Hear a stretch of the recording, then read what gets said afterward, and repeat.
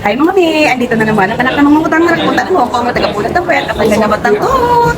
Tara, samahan niyo na naman ako mag-take out para sa lunch namin ni Lola. Take away.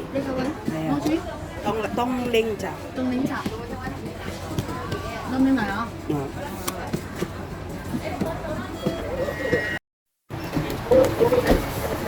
Thank you. Ayan na yung take out natin and see you sa bahay! And here's our lunch for today. JC Baked Beef. Ayan. Baked Beef. Ayan. JC Baked Beef. Ayun. Not sponsored, pero galing ito ng Cafe de Coral. Ayan. Cafe de Coral. Tara, pakainin na natin si Lola.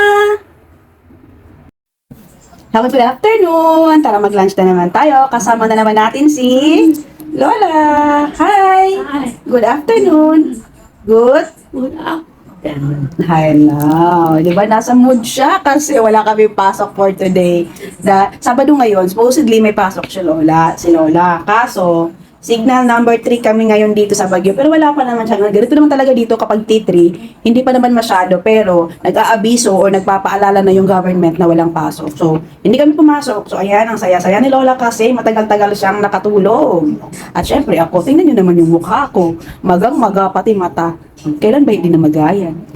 Anyway, baked beef pala. Cheesy baked beef ang ating lunch for today. And ayan, si Lola, pinapakain ko na.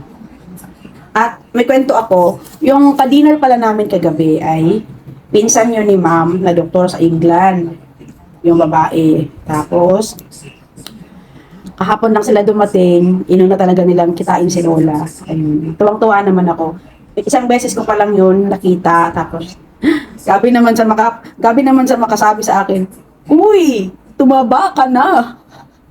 Kasi nung unang namin kita, bago pa lang ako dito, wala pa ata akong 2 years sa kanila ni ma'am.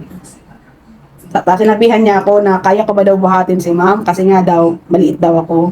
Tapos ngayon, nung nakita niya na akong malaki, sabihan ba naman ako tumaba. Napakasakit. Ang sakit-sakit. So anyways, tara. Muna tayo ng lunch kaya tayo hindi mapayat eh. Bye-bye. Bye. Dito. Dito. Bye. Bye-bye. Bye. See you. See you Tomorrow morning. morning.